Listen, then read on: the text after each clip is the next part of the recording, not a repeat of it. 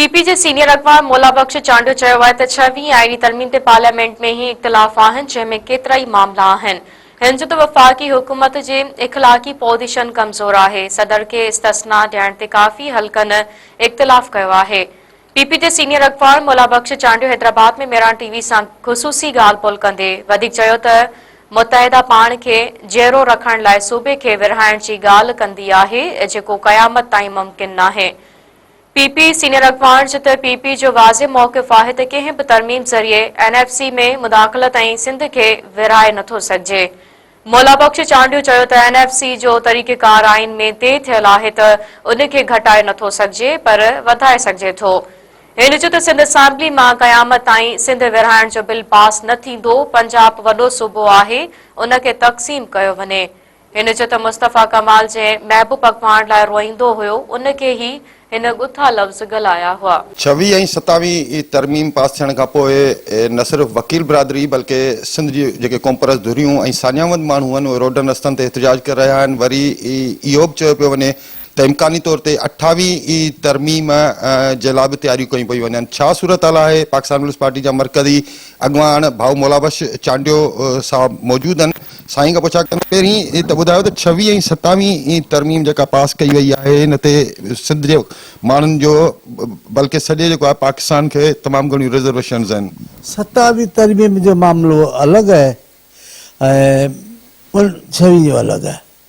26 क़ौमी असेंबली में थियो आहे, उते क़ौमी असेंबली में लामोहाल आहे। लफ़ाज़ी कंदुसि त उहा मुनासिब कोन थिए थी, मूं मां तवको घटि आहे दोस्तनि खे। हुकूमत जी इख़लाक़ी पोज़ीशन कमज़ोर आहे, सची ॻाल्हि इहा आहे। शहबाज शरीफ़ जी हुकूमत एॾी मज़बूत हुकूमत कोन्हे, न को एॾो मौक़िफ़ सुठो आहे। ऐं पंजाब में मौक़िफ़ अख़्तियार थी करे चीफ मिनिस्टर, उहो बि टोटल सूबनि जे ख़िलाफ़ थी अख़्तियार करे, इन करे उन जी पोज़ीशन कमज़ोर आहे। पर पीपल्स पार्टी हिमायत करे थी हिन गवर्नमेंट जे त जमहूरियत जो तसलसल क़ाइमु रहे, इन करे ॿी का ॻाल्हि कान्हे, न त वज़ारतूं वठूं हा। त 26 जी त ॻाल्हि आहे, उहा उन ते पार्लियामेंट में ई इख़्तिलाफ़ आहे त उन इलाही मामला जजनि जा आहिनि, हिननि जा उन्हनि जा। पर 27 लाइ ख़ालिस तसवर इहो त ही सूबनि जे लाइ नवां सूबा ठाहींदी, एनएफसी में मुदाख़लत थींदी। पीपल्स पार्टी वाज़े मौक़िफ़ हो। बिलावल साहब त तमामु सख़्तु बयानु ॾिनो त इहा तरमीम कंहिंजो पीउ पास कोन करे सघंदी, इहा वॾी ॻाल्हि हुई। मुस्तफ़ा कमाल चए थो त बल्दियाती इख़्तियारात ॾियो न त नओं सूबो ठहंदो। बल्दियाती इख़्तियार धमकी ॾियणु सवली ॻाल्हि आहे। मुस्तफ़ा कमाल जंहिं महबूब लाइ रुनो थिए, जंहिं महबूब लाइ साह ते निकितो न इल्ताफ़ भाई के लाइ, उनखे कीअं गारियूं बि हलंदियूं मेयर करे, मेरा लाडला मेयर करे आंदेसि, पोइ गारियूं कीअं पिया ॾिनईसि, नक साफ़ कंदे कलाक ते लॻा मुस्तफ़ा कमाल खे। सवली ॻाल्हि कोन्हे माण्हुनि सां मुक़ाबिलो करणु। हा सियासत आहे, उनखे जीआरणो आहे, पंहिंजी हमज़बान माण्हुनि में पाण खे जीअरो रखिणो आहे। सो मुंहिंजे ख़्याल में नफ़रतुनि जे आऊं त वॾे सालनि खां चवंदो आहियां, जे नफ़रतुनि जे बुनियाद ते हिटलर जी सियासत कामयाबु कोन थी त हिननि जी कंहिंजी बि कामयाबु कोन थी थी। 28 इम्कानी जेका तरमीम ॿुधाई पई वञे, हुन में सूबनि जी ॻाल्हि कई पई वञे, एनएफसी जी बि छेड़छाड़ ऐं जेको आहे लोकल गवर्नमेंट इख़्तियारनि जी ॻाल्हि थिए थी पई। सही ॻाल्हि, लोकल गवर्नमेंट थोरो मुख़्तलिफ़ मामिलो आहे। फिनांस वारो जेको एनएफसी अवार्ड, उनजो बि तरीक़ार आइन में तइ थियल आहे।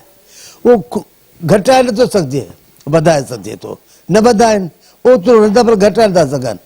सूबनि लाइ बि कानून तइ थियल आहे त पहिरीं उहा जेका असेंबली आहे जंहिंखे सूबो ठहंदो उनखे पहिरीं इहो बिल पास करिणो पवंदो, तंहिंखां पोइ उहो वरी वेंदो क़ौमी असेंबली में, पोइ इहो बिल सिंध असेंबली मां कॾहिं बि क़यामत ताईं बि सिंध असेंबली मां इहो बिल पास कोन थींदो। मुख़्तलिफ़ माण्हुनि जो इहो चवणु आहे त पाकिस्तान पीपल्स पार्टी मौजूदा वक़्त में जेको आहे फेडरल गवर्नमेंट में तमामु कमज़ोर पोज़ीशन में आहे ऐं केतिरनि ई जेको फ़ैसिला आहिनि उन्हनि ते बैकफुट थिए थी। इन में कोई शक न आहे, मुंहिंजो छाकाणि हिन वक़्तु पोज़ीशन अहिड़ी कान्हे, न त आउं त इहो इशू खणणु चाहियां थो त इलेक्शन जे मसइले ते गौर वीचार कयो वञे। हिकिड़े सूबे खे एॾी अक्सर छो आहे? हिकिड़े सूबे में खटे सॼे पाकिस्तान में खटे, इहा विर्छ मुनासिब कोन्हे। जेको वॾो सूबो आहे उनखे तक़सीम करियो न, इंसाफ़ जे बुनियाद ते तक़सीम थिए। सदर खे इस्तिस्ना ॾिनी वई आहे। इलाही हल्कनि उन ते इख़्तिलाफ़ कयो आहे। आउं पंहिंजे लेखे सोचां थो त सदर जेसीं इन मनसब ते आहे तेसीं त उनखे इस्तिस्ना आहे ई आहे, न रुगो उनखे पर चीफ मिनिस्टर खे आहे, वज़ीरनि खे आहे, गवर्नर हूंदी आहे। इन खां अॻियां छो वरिती वई आहे ख़बर न आहे, ज़रूरु को मसइलो हूंदो कंहिं जंहिंसां सदर साहिबु वाक़िफ़ हूंदो। जी नाज़रीन, सीनियर पाकिस्तान पीपल्स पार्टी जा अॻवान भाऊ मुलावस चांडी जी तव्हां ॻाल्हियूं ॿुधियूं। संदन चवणु आहे त पंजाब में त सूबो ठही सघे थो पर सिंध में इहो मुमकिन न आहे। हिननि जो चवणु आहे त वफ़ाक़ी जेका हुकूमत आहे उन जी पोज़ीशन इंतिहाई कमज़ोर आहे। कैमरामैन एजाज़ कुसो सां गॾु सलीम अला, मेहरान टीवी न्यूज़, हैदराबाद।